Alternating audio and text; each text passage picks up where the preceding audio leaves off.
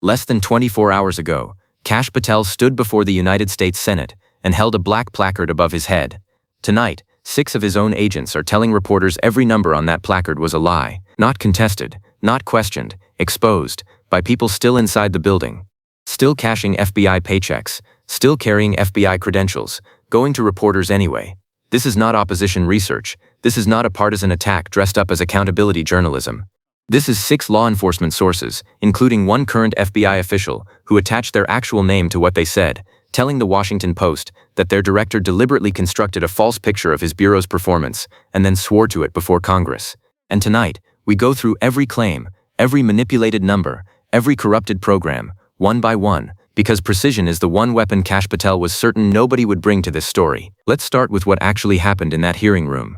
Patel did not walk into that Senate chamber to answer questions. He walked in to bury them. For weeks, the headlines had been punishing. Credible reporting on excessive alcohol consumption during working hours, missed intelligence briefings, unexplained absences, erratic behavior that senior national security officials privately described as a potential foreign coercion vulnerability. His own agents strapped into polygraph chairs, not for counterintelligence purposes, but as political loyalty screenings, according to the people who sat in them. Career law enforcement professionals with 2 and 3 decades inside the bureau, dismissed not for misconduct, but for perceived ideological disloyalty.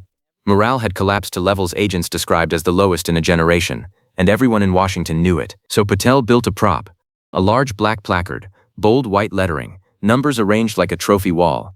He raised it above his head, looked directly into the cameras broadcasting to a national audience, and delivered the line his communications team had been rehearsing for weeks. The mission has never been better. 45,000 violent offenders arrested, 8 of the 10 most wanted fugitives on Earth captured, all under his watch, all in 14 months. He dared every senator behind that dais to challenge him. And for a moment, sitting with 5-minute question limits and no forensic accountants on staff, they couldn't. But here is what was happening at that exact moment. While Patel held that placard in the air, while the cameras zoomed in, while the room absorbed the performance, Carol Leonig and Ken Delanian, 2 of the most decorated investigative journalists covering federal law enforcement in America, were finalizing a story. Weeks of reporting, a half-dozen sources, current and former officials who had been watching those numbers climb for months and knew precisely how the climbing was done. What they found should make every American who watched that hearing feel something very specific: rage. Let's examine 45,000, the way a crime scene examines evidence. Slowly, without flinching, Patel told the Senate the FBI had arrested 45,000 violent offenders under his leadership, more than double the pace of the previous administration. Proof, he said, that the Bureau was finally doing its job. Here is what he did not say. Shortly after taking the director's chair, Patel authorized a quiet but consequential rewrite of the FBI's internal arrest accounting policy. Not announced, not disclosed to Congress, not published anywhere the public could find it.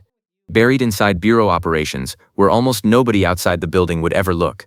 Under the standard every previous director operated under, a standard that had existed for decades, an arrest counted as an FBI arrest when the Bureau led the investigation, built the case, and served as the primary law enforcement authority at the point of capture.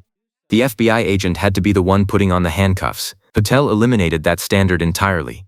Under the replacement policy, an arrest is counted as an FBI arrest if an agent is present at the scene in any capacity: supportive role, observational role, riding alongside another agency's officers, standing on a perimeter 2 blocks away. It does not matter whether the FBI opened the investigation. It does not matter whether the FBI identified the suspect. It does not matter whether a single FBI agent ever made physical contact with a single person being taken into custody. If an agent was anywhere near it, the number belongs to Patel's scorecard. Now apply that policy to what began in late 2025. At White House direction, thousands of FBI agents were pulled from active casework and embedded with immigration enforcement teams running coordinated sweeps across dozens of American cities. Minneapolis, Memphis, community after community. ICE designed the operations. ICE commanded them. ICE made every arrest. ICE processed every individual detained. FBI agents were present, and under Patel's rewritten rules, every arrest those ICE officers made was recorded as an FBI arrest and folded into the total he waved above his head in the Senate. And here is what the Senate was never told. Every agent deployed to those sweeps was pulled off something else: active investigations, open cases, real work that stopped the moment the reassignment order came through. The arrest numbers went up, the actual casework collapsed underneath them. Nobody counted that part. That is where the doubling came from. Not new investigations, not more criminals removed from American communities, A definition change, a quiet administrative rewrite that moved numbers from one column to another and gave a man the material for a Senate performance. One current FBI official, still employed, still inside the building, name attached to every word, told reporters they are absolutely padding the stats and claiming arrests they would not have claimed. A former official was more direct. Agents inside the bureau complained frequently about Patel's bogus arrest numbers. Cash is definitely engineering things to pad his stats. Engineering. Not miscounting, not misclassifying. Engineering. A word chosen deliberately by someone who spent a career inside this institution. It implies architecture, intent, a structure designed from the beginning to produce a specific false result. And the 45,000 was not even the most audacious number on that placard. You know the FBI's most wanted list. It has anchored American law enforcement culture for more than 7 decades. The premise is straightforward and serious. 10 fugitives, the most dangerous the Bureau has been hunting, sometimes for years, and cannot yet reach. Placement on that list is a formal public declaration that the full weight of the FBI is now committed to finding you. Removal from that list has always meant something real, a genuine investigation, a sustained pursuit, actual work completed over actual time. It used to mean that. Patel told the Senate his FBI had removed 8 names from the most wanted list in 14 months, twice what the previous administration managed across 4 full years. Historic, he called it. Proof of a bureau operating at a level never seen before. Here is what the reporting uncovered. Of those 8 fugitives Patel presented as the trophies of his leadership, 4 were added to the most wanted list within 1 month of their arrest, not a year before capture, not 6 months, 30 days or fewer between being listed and being taken. 2 were added within 24 hours of custody, and one was placed on the FBI's most wanted list and arrested 73 minutes later. 73 minutes. Retired law enforcement officials, who spent entire careers hunting genuinely dangerous fugitives, explained to reporters exactly what that number means in operational terms. Real capture operations do not unfold in 73 minutes. Identifying a high-value target requires time. Building actionable intelligence requires time. Coordinating across multiple agencies, securing legal authorities, assembling a capture team, running pre-operation surveillance, executing a takedown without casualties, none of that occurs in the window between a morning coffee and lunch. What does occur in 73 minutes is this. You add a name to a list you already know you are about to cross off. You generate a statistic. You draft a press release. And then you stand before the United States Senate and tell them your bureau captured one of the most dangerous fugitives on earth. Sources told reporters directly. Nominations were submitted for individuals they were already positioned to arrest, people with solid intelligence already in hand, people who could be taken into custody immediately. The list was not functioning as a hunting tool, it was functioning as an accounting mechanism, a way to manufacture removals that could be announced at hearings. 7 decades of institutional credibility. 7 decades of the most wanted designation, meaning the Bureau's most serious, most sustained commitment to a pursuit, quietly converted into a statistical prop, engineered for a placard, sworn to before Congress. Now the question that sits underneath all of this, the one that matters more than the politics. Why are people inside the FBI talking? Not retired officials in comfortable anonymity, not former employees with nothing left to lose. A current official, still employed, still inside the building, still drawing a salary from the man they are exposing. Why does someone in that position go to reporters and attach their name? Because they are still doing the work. Tonight, while this plays, FBI agents across the country are running surveillance, building cases, working sources on investigations that will never appear on a placard, and were never designed to. They have never cared about statistics. Statistics are what directors reach for when they cannot point to actual results.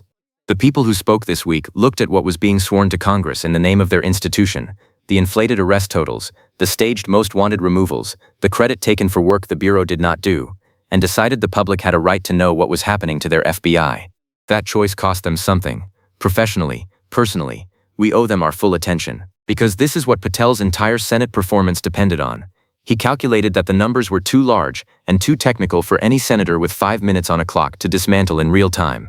He calculated that the public was too overwhelmed, too fatigued by the daily volume of political news to demand that anyone actually verify what he was saying.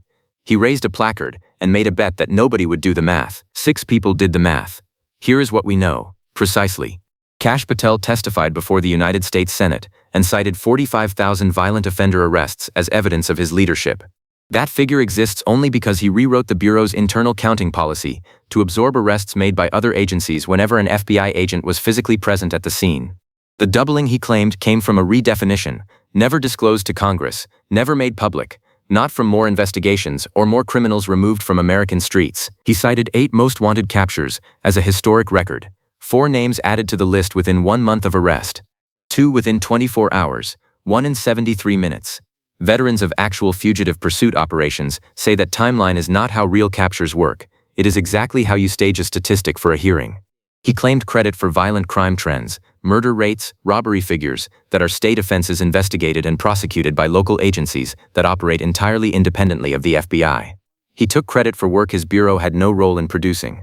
And through all of it, a current FBI official still inside the building put their name on 4 words. That is not true.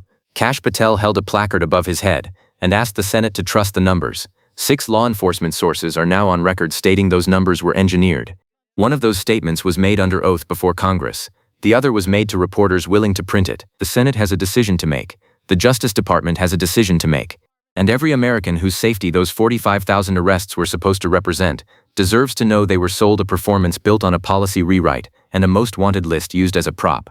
So we are asking you directly, do you believe anyone in Washington has the will to hold him accountable for this? Or does the placard just get to stand? Tell us in the comments. Because the silence right now from the people who should be demanding answers is the loudest thing in this entire story. We will keep watching, we will keep reporting, and we will keep doing the one thing Kash Patel calculated nobody would bother to do. Check the math.